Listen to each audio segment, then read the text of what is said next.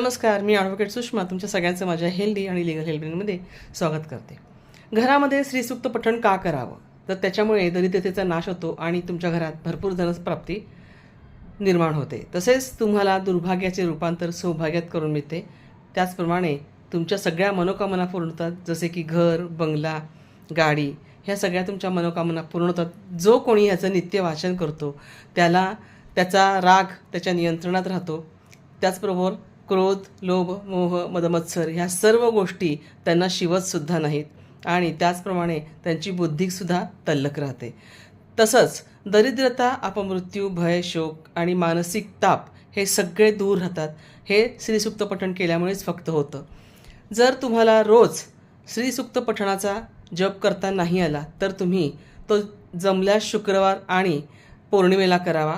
3, 5, 7, 11 असा त्याचा क्रम ठेवावा. पण श्रीसूक्ताचा पाठ अगदी जरूर करा. तुम्हाला नक्की फायदा येईल. धन्यवाद.